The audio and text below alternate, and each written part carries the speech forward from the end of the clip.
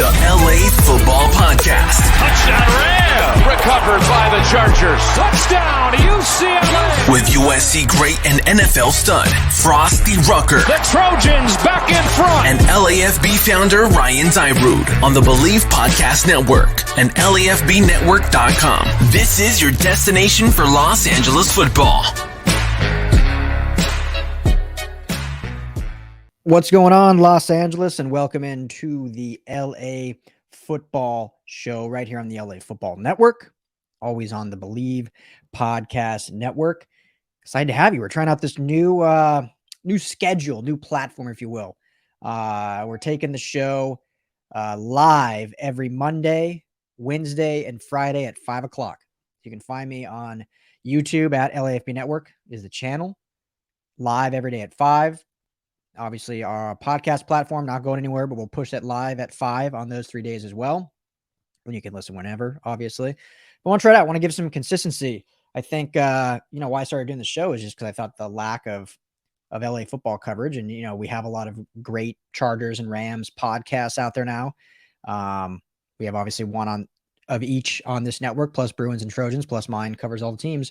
But I figured for commuters, radio people, well, this will kind of give you that live production value you can listen to and expect 3 days a week at 5 o'clock.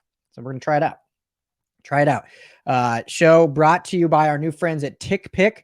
If you've been buying tickets through StubHub or Ticketmaster, you've got to make the change over to TickPick. The greatest thing they do is no fees, 0 fees. Guys, I've been looking since we partnered with them. The prices you see are the same as what's on like Ticketmaster or StubHub. So for instance, if you're trying to go to the Chargers game this weekend, what you see is the same price on StubHub as it is on our friends at TickPick. But when StubHub, you select that, then you go and there's $20 to $40 in fees after that get tacked on. TickPick, that first price, that's it. That's final. That's the price you get. So you're saving money. I mean, I'm not selling you anything that you wouldn't be buying anyway, but you're saving money. So our link, it'll be in the description below.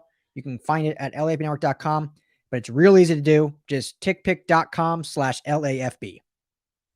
Tickpick.com/LAFB.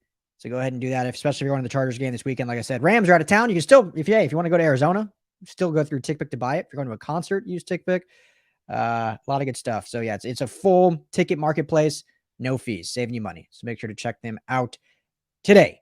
Tickpick.com/LAFB. All right. If you didn't know, my name is Ryan Dyrud. I'm the host of this show. Thank you for tuning in. We're going to be talking Rams Cardinals with my guest coming up here soon, Darren Urban. He is the team reporter for the Arizona Cardinals. So he is in the facility. He's phenomenal. Great at what he does. He joined the show last year. Frosty is a good buddy of his since he played in that Cardinals organization. And when players respect guys in the media, that says a lot. And Frosty said he's one of the best. So excited to get him in here soon to talk about this huge, monumental game. And then we got some Chargers news that we're going to get to here that broke just earlier today. Brandon Staley talked about it in his press conference, so I want to get into that as well. So I'll tease that. But with all that being said, let's go ahead and just jump into this interview. Let's get Darren in here. Really, really good, knowledgeable guy, like I said. Huge game. Joining me now on the LA Football Show to break down this huge matchup against the number 1 seed in the NFC. Still is kind of weird to say that. I'm sure you don't think so, but a little weird on this end. But the number 1 seed Arizona Cardinals play our Los Angeles Rams. And joining me to break it all down is the team reporter for Arizona, Mr. Darren Urban. Darren, thanks for taking the time. How you doing today? Thanks for having me. I appreciate it. Absolutely. So, it's been a hats off to that organization, what you guys have done and turned things around. So let me just start off with this. What do you think has fundamentally changed from last year, where it was a talented team? We saw flashes from Kyler Murray. We saw flashes from, the defense, the receiving core, but they couldn't all put together for a full season, kind of fell apart there at the end. And here we are, still 5 or so weeks left to play, but through, the 12 games that they have played have looked like the best team in football. What do you think fundamentally has been the biggest change for this team? I think it's a combination of a couple of different things. One, I do think they made an effort to bring in leaders into the locker room and onto the roster. And I think those guys have made a difference, whether it's Rodney Hudson or James Conner or AJ Green or JJ Watt, who obviously is hurt, but it continues to be around and in the locker room and at games and doing what he can. I think that all makes a huge difference. But the other thing too is I think some of the guys that went through what they went through last year, some of the younger players, Kyler Murray, Byron Murphy, they've got some younger, even Budda Baker, who had never really been through any kind of winning since he had been in Arizona. They had a chance to understand what it was like to have a good start and then not keep your heads in it and have it fall apart and what that felt like. And I think it definitely left an impact, and I think it's helped them in a positive way this season. Yeah, absolutely. And you mentioned JJ Watt, and I remember when the news broke of him going to Arizona, there were quite a few pundits out there, national and, local out here. They were saying, man, if JJ really wanted to win a championship, he chose the wrong team. And now it looks, obviously he's hurt, and, JJ, one of the great players in this game, one of the great humans in this game. So you hate to see that for any player, but that seems to not be the case, as this is the team to beat right now. Has Cliff Kingsbury, you think, really just matured in his coaching style, or kind of, as you alluded to, it's more about the leadership and everything just coming together after what happened last year? Well, I don't think there's any question that the evolution of Cliff Kingsbury as a coach absolutely has had an impact. I mean, he hadn't been in the NFL game as a coach until he got here as a head coach. So I do think there was learning on the fly, and I think that's helped him. They've made a concerted effort as an organization to talk to some other teams and find out what they do well. In fact, Cliff mentioned just this past week that the Buccaneers, who went undefeated after their bye week last year, including winning the Super Bowl, obviously, they ended up looking into what the Buccaneers did during their bye to find out, okay, maybe we can do this a little bit better, a little bit different, because the Cardinals had lost coming out of the bye the last 2 years. And how much of that impact that had on when they won in Chicago, and how much of it was Andy Dalton throwing the ball away and the Cardinals just being a much better team, I don't know. But they've tried to look at some of those little things. And again, that includes Cliff Kingsbury evolving as a coach, learning what works, what doesn't work. I think they're being more willing to work on the run with the run game this year. The Rams saw that obviously the first time around with that big drive late in the game where the Cardinals just kept it on the ground. That wasn't something Cliff did those first couple of years. And I think the other part too is the roster is just more towards what Cliff Kingsbury wanted to do with it. And they needed to find those pieces, and it took a couple of years to do it. Yeah, for those Rams fans that probably have only watched the Cardinals that one time in week 3, what would you say is the actual offensive identity? Because I know that the stigma of Cliff Kingsbury, automatically everyone thinks of air raid and his college days at Texas Tech. And I think we saw elements of that through his first beginnings as a head coach here. But I think, as you kind of alluded to, he's adapted things. So what's the true identity of this offense? Well, I think overall, I think what the offense has been able to do is basically anything it needs to do. One of the interesting things for this year's offense to me is that they won 2 out of 3 games with Colt McCoy at quarterback because Kyler Murray was injured. And I don't know if anybody would have expected that before. And he threw the ball well in those games. It wasn't quite the same kind of way that Kyler Murray has beat teams when he's throwing it, but there's definitely been running. I just posted a story talking about how, in a good-natured way, of course, the receivers, and Cliff Kingsbury brought it up, which is why I wrote it, he said all the receivers and tight ends were angry after the Chicago game because we only threw it 15 times. Well, the weather was terrible. It wasn't quite Buffalo weather, but the weather was terrible. It was rainy. The ball was slippery, and it just didn't make a whole lot of sense to throw it a lot. So they only threw 15 times last week. And when you have receivers like A.J. Green and Christian Kirk, and DeAndre Hopkins was back, and Rondale Moore and Zach Ertz, those guys want the ball a little bit more than that, but they didn't need to use them as much. And this team wouldn't have done that the last couple of years, or they would have tried it differently. And instead, you lean on short passes to the running backs. You lean on the run game with James Conner. And I think if you talk about an identity, circling back to your original question, I think they've been able to do whatever they needed to do. Kyler absolutely can throw the ball down the field, but as you saw, it was actually week 4 when they played the Rams where they had the long drive with it was almost all runs with Chase Edmonds and James Conner. And I do think Chase Edmonds will be able to return this week to pair in the backfield for Monday Night Football. So they can do that. They can do the short passing game. They can find stuff down the field. And there isn't this feeling like we've got to throw it to DeAndre Hopkins 12 targets a game to keep him happy. He's got a bunch of touchdowns. He knows that they're winning. And the fact that they can throw it to so many different guys right now, and the Rams know this because this is how they've built their offense, it makes it a lot harder to defend when you've got 5 guys you can throw to instead of 1 or 2.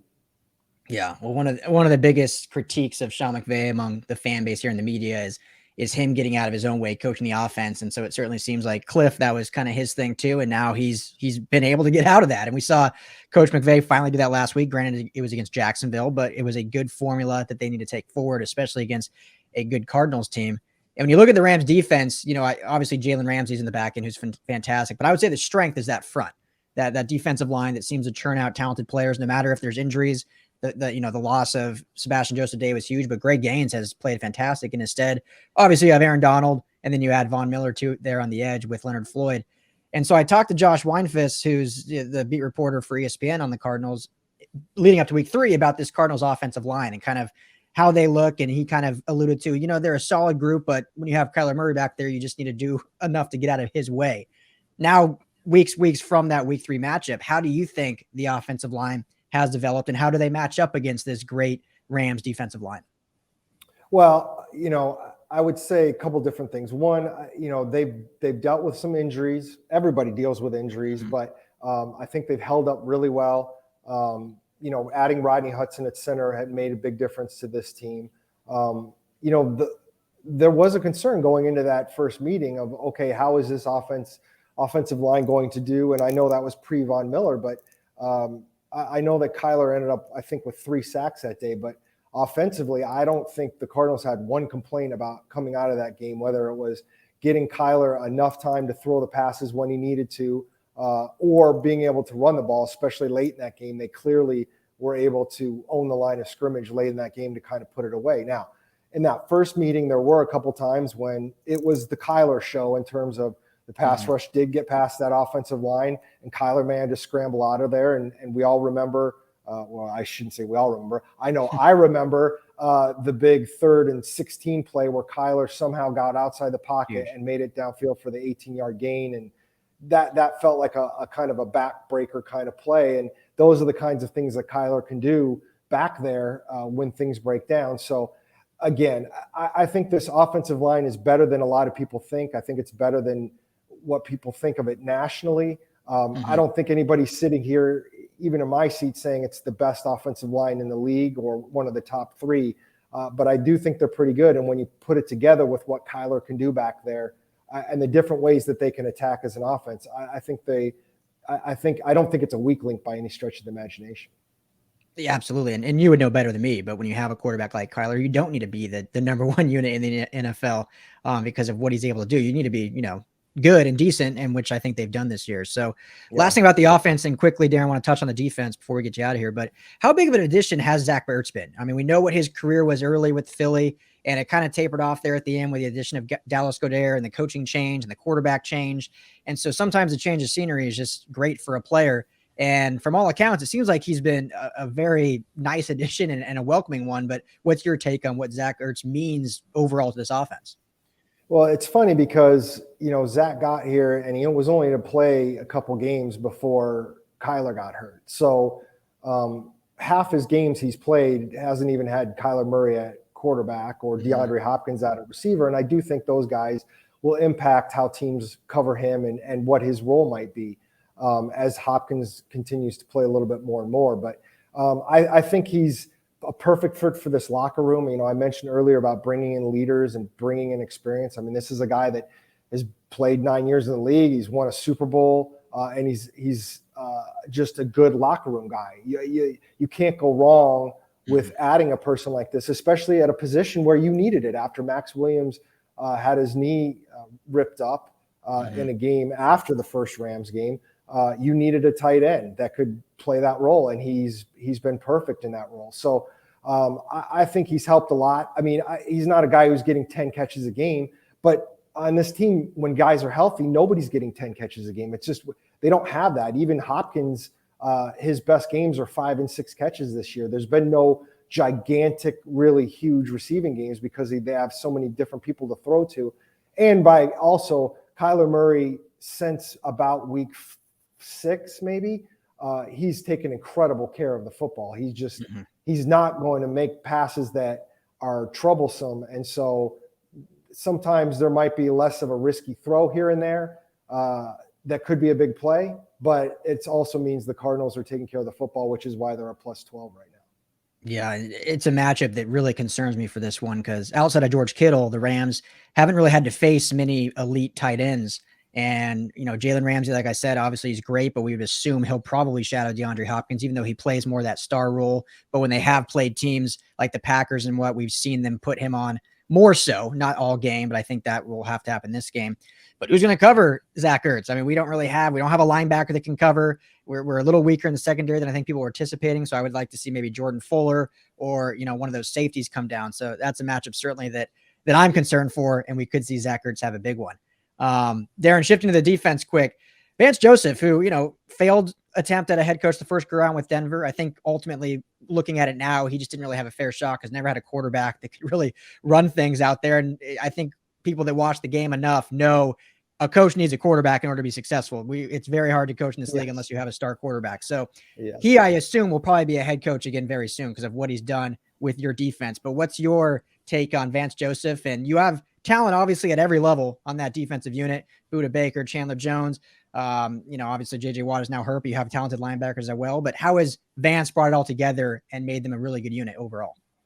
Well, number one, I agree with you that Vance never really had a chance in Denver. I don't think any coach who doesn't have a quarterback is going to have a chance. So I think that was a big part of it. Being around Vance day to day, I don't see how he couldn't get another shot at a head coaching job. But we'll see if it's this year. You always know timing is always part of it. And, a team that potentially could go deep in the playoffs, that sometimes can hurt a assistant on their staff getting a head coaching job. So it'll be interesting to see what ends up happening. But I think Vance has done a fantastic job with his defense over the last couple of years. It was not good in 2019, but he didn't have the players. And the players that he did have didn't really know his system well enough.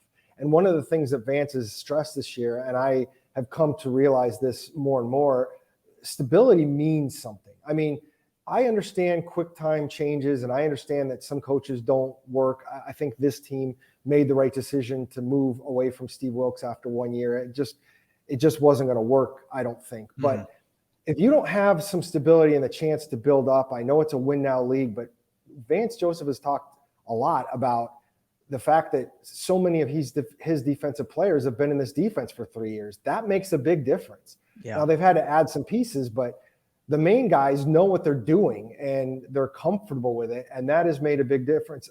He mentioned something a couple of weeks ago about how there are times now where players are correcting themselves on the field. And sometimes they're correcting to things that wouldn't be the way the coaching staff would want to do them or would think to do them, but it's working for the players. They're comfortable with it, and it's within the framework of the defense, so they're letting it go. And that kind of trust, you have to be around each other as coaches and players for an extended period of time for that to happen. And I think that's ultimately where this is paying off. And obviously, if Vance Joseph got a head coaching job somewhere, that's the thing that would scare you a little bit is, okay, who are you bringing in, a coordinator, or are you just promoting somebody because you wouldn't have that? But that's a worry for after the season. Right now, they're in a really good place. I think Vance Joseph has married up very well with Cliff Kingsbury and how they run this team offensively and defensively. And that's why they're 10-2 right now. Yeah, he's done a great job and did a great job against this Rams offense, this season. So last one for you, Darren, then we'll get you out of here. How important was it for the Cardinals organization to finally get that win against Sean McVay beginning of the year and now rolling into their second meeting? I personally think it was giant. I personally think that quite frankly, was the jumping off point to get them where they are right now. I mean, they won that first game in Tennessee and beat up Derrick Henry, and it looked really good. But everything they were doing, I felt pointed to that game. And not only beating the Rams, but the way they beat them, I think is again, was the reason that they've been able to kind of slingshot to where they are right now. I mean, it completely changes, let's face it, the complexion of this Monday night game. Had they lost that game, we'd still be talking about the losing streak. We'd be talking about how McVay has got it over the Cardinals and over Cliff Kingsbury.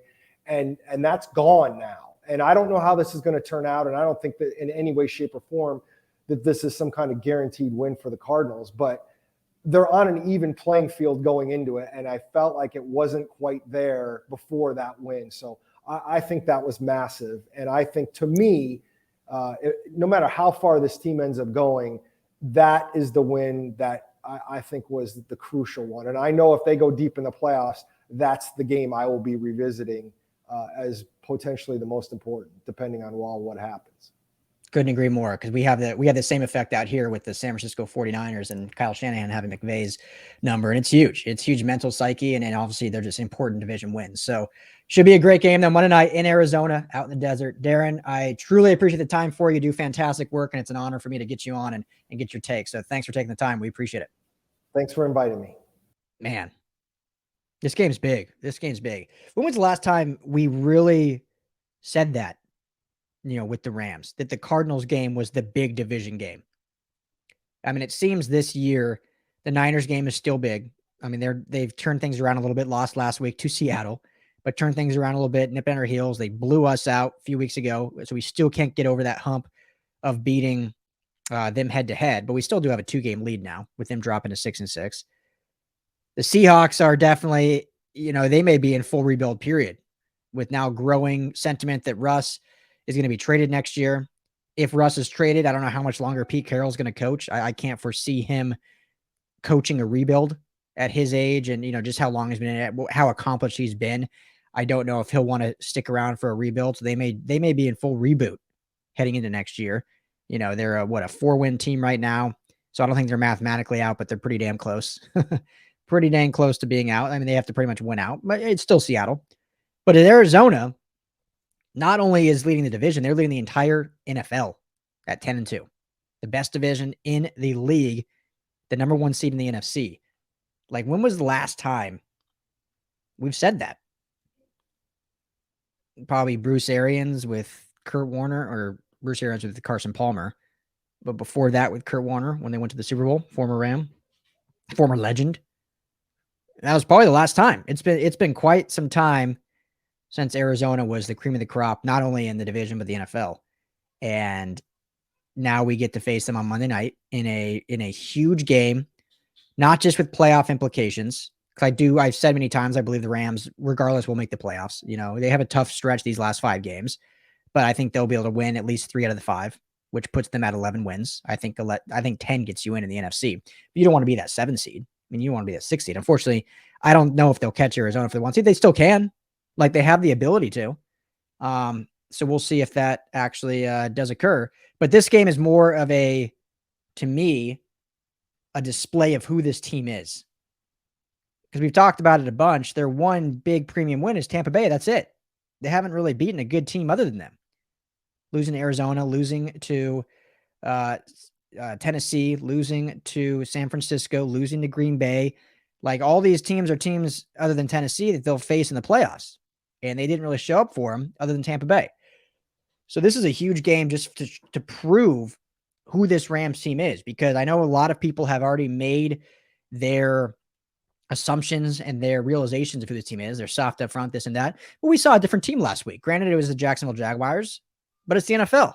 These are professional athletes getting paid millions of dollars. They have a lot of pride. They put it on the line. They put their bodies on the line every week. You're still playing an NFL game. The Rams are a better team, and they should be a better team, but they played like the better team. And so it was a step in the right direction, but now we got to see that this week against the Cardinals. And so everything I talked about with Darren are big, big keys. Like, who is going to be on Zach Ertz?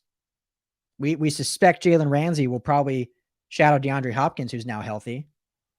But you still have AJ Green. You still have Christian Kirk, James Conner out of the backfield. But Zach Ertz, I mean, outside of George Kittle, the Rams really haven't had to play a top flight tight end. They played in Tampa Bay when they played Gronk and OJ Howard and those guys. And I thought they did a pretty good job. And that's actually where Gronk got hurt and missed a lot of time because of that bruising hit from Terrell Lewis. So that's a huge thing for me. Will we finally see Terrell Burgess on the field? Will they decide to put Terrell Burgess on Zach Ertz? I don't know if I feel comfortable with the likes of Taylor Rapp on him. I mean, I feel better than Troy Reader or a backer. Ernest Jones, I thought, played great last week, but he's still not a cover backer, in my opinion. He's better close line of scrimmage in the box, defending the run. So that's going to be a big matchup to watch for. DeAndre Hopkins, as great as he is, I'm not as worried about that because I assume it'll be mostly Jalen Ramsey on him, which we've seen in years past, and we're seeing Raheem Morris do more of. And we saw last week them go a lot of one linebacker sets with a lot of DBs, which I think is another key to this game because of the firepower that they have of the skill possessions in Arizona. And I know Zach Ertz is a tight end, but he's a skilled tight end. They can run with the best of them. So that is definitely a concern and something that I'll be looking for as a must-need, matchup for the Rams to win this game. They need to be able to contain Zach Ertz. But we'll talk more on this matchup throughout the week as well. Try to get another guest on here or just kind of button things up on Friday, depending on, if any other injury news breaks or anything like that. But at this point, seem to be good. Sony Michel, looks to be in line to be your starter moving forward. But we'll talk more throughout the week as, we hear Sean McVay and his comments throughout the week as well. Before we get into this Chargers news, one of the newest partners here on the LA Football Podcast is our friends at Lightbox. It's the Christmas season, the holiday season. Say goodbye to dull gifts. Lightbox lab-grown diamonds are the brightest gift of the year. Using cutting-edge technology and innovative techniques, they've cracked the science of sparkle. I said it last time. Frost yourself, like how to lose a guy in 10 days. Creating the highest quality lab-grown diamonds you can find at a light price. $800 per carat, which is unheard of if you're going real diamonds. They have the same chemical makeup of natural diamonds, but are just grown in the lab. Because of their process, they can create stones in blush pink, beautiful blue, as well as the classic light. It's the gift they'll never want to take off and priced so they won't have to. They really make any outfit sparkle. So gentlemen out there, or ladies, earrings too. Guys wear studded earrings, but gentlemen out there, get your significant other a diamond this Christmas, but you're going to spend a lot less than going to K Jeweler. Every kiss begins with K, but your pocketbook hurts bad. So our friends at Lightbox will save you a lot of money this holiday shopping. Lightbox diamonds, never a dull moment. All right, so big news after the Bengals game. Keenan Allen goes on the COVID list. I don't believe he's been officially ruled out. He's in that quarantine window. If he gets some negative tests before the game, he could go. But then just today, we learned that, there was a panic almost earlier today. Mike Williams, Chris Harris Jr. put on the COVID list as well.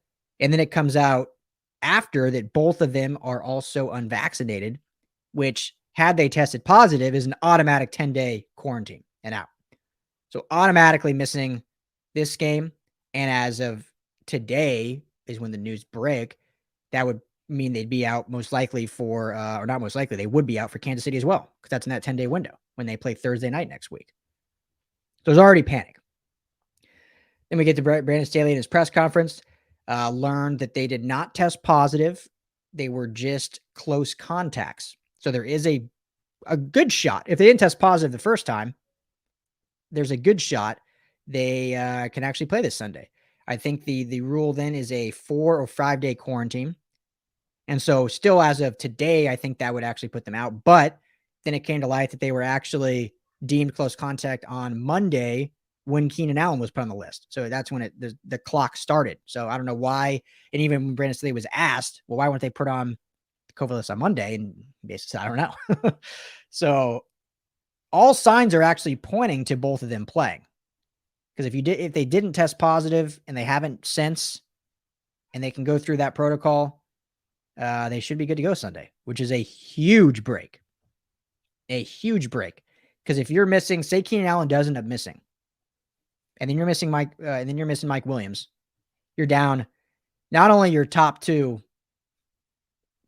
players on offense outside of Herbert and Eckler, but your receiving core is then Josh Palmer and Jalen Guyton. That's literally it. And you're pulling off the practice squad. They probably would have to sign someone off the streets to come in to add some depth there. And so if Mike Williams is able to go, that's huge. Because Keenan Allen did have a positive test, so his is less likely.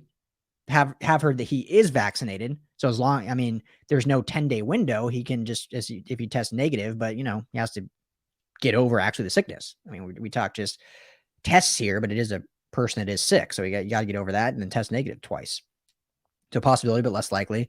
Close contact for Mike Williams, Chris Harris Jr., more likely because he didn't actually test positive, but we'll see. But Chris Harris Jr. also huge because his secondary continually gets banged up with depth. Sonny Samuel Jr. is back practicing, still is in the concussion protocol, so has not yet been clear, but is practicing. So that is a good sign, but no guarantees he'll be a go.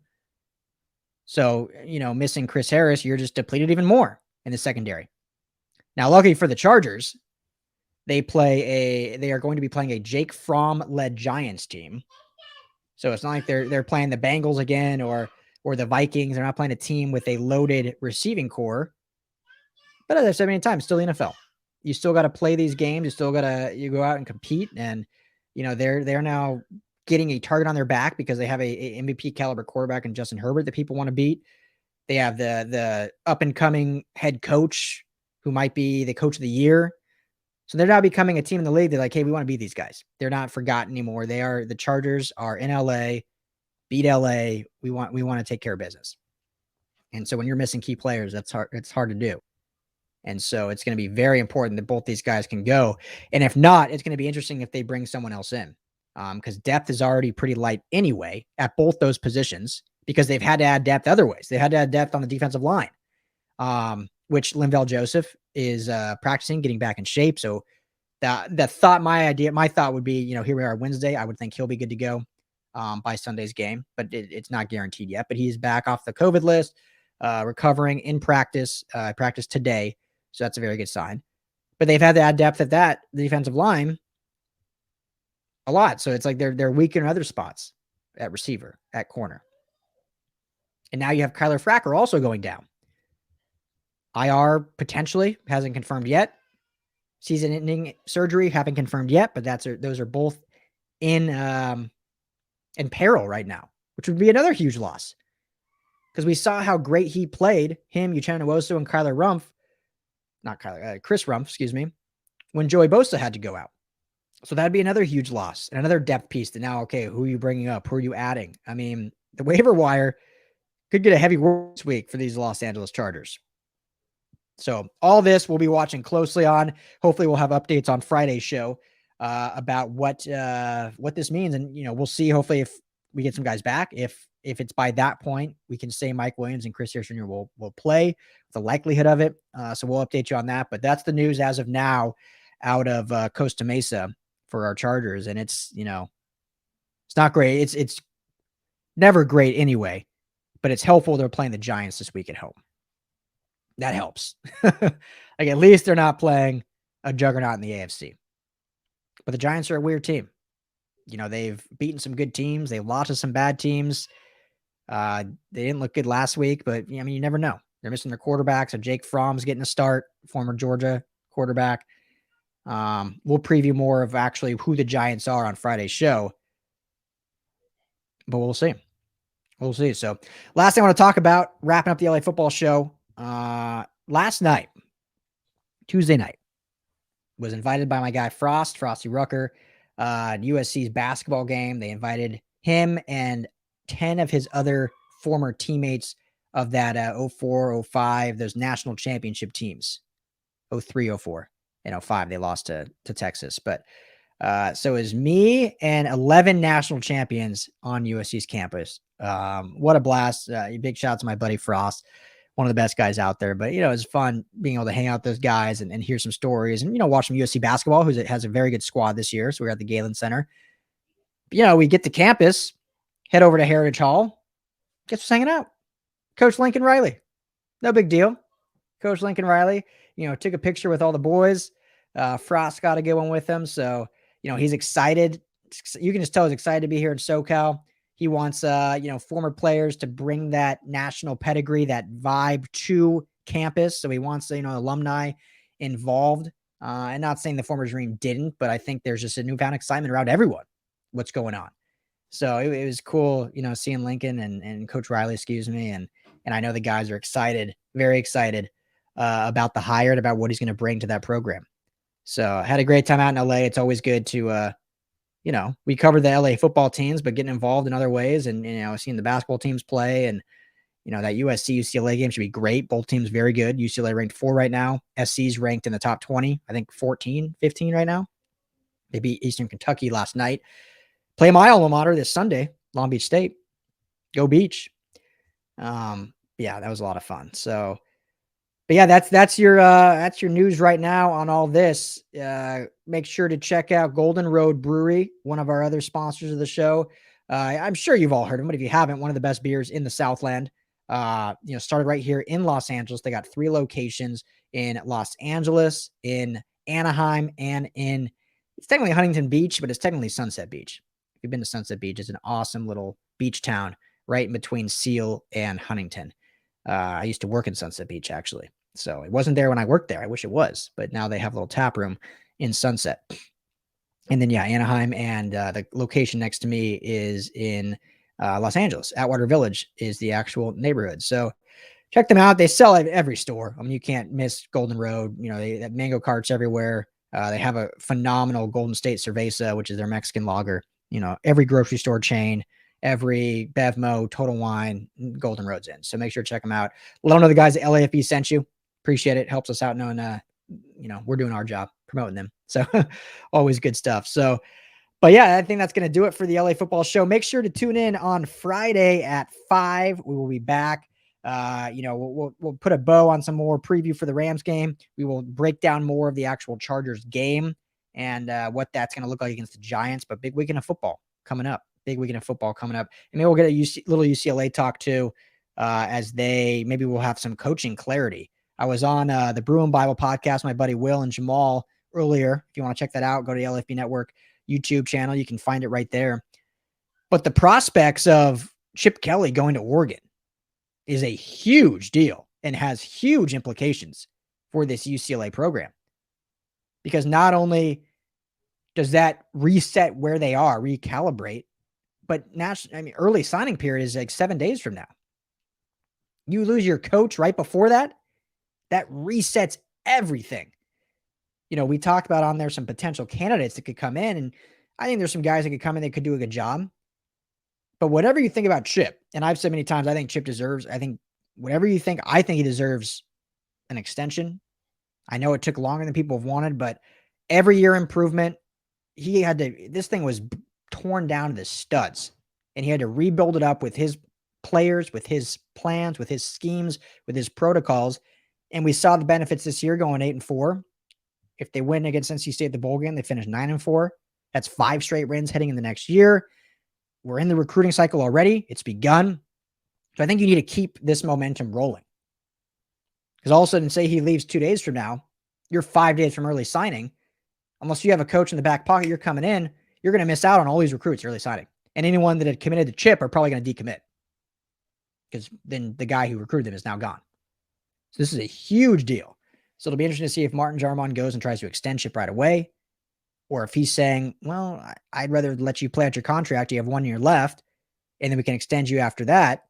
So we're not tied to you if next year doesn't go well.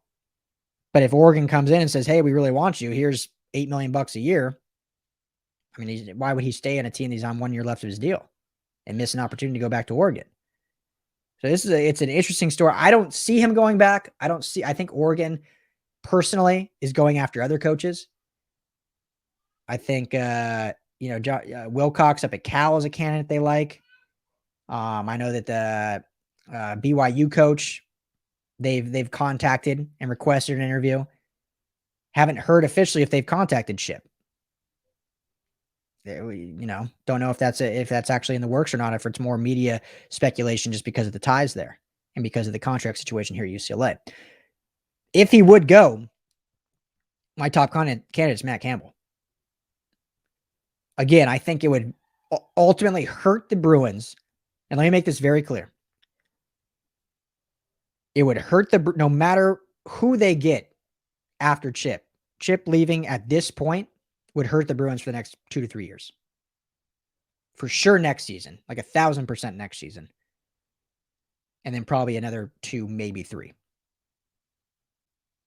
Because even if you get a Matt Campbell, who I think would be fantastic. I mean, I like I've been very clear. I want Chip to stay, but if you were to go and you can replace him with a Matt Campbell over long term, potentially that could be an upgrade because we've seen what Matt Campbell's done at his past stops in Toledo and now at Iowa State.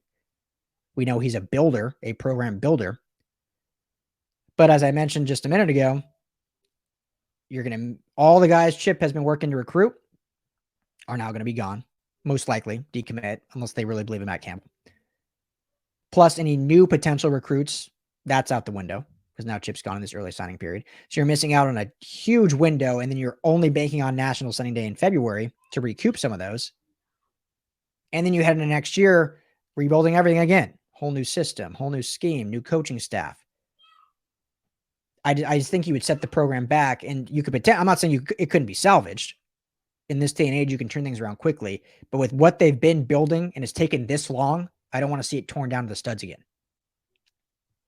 And I know there's concern, like if next year, if they don't battle for the conference, because I think we talked about it with Jamal.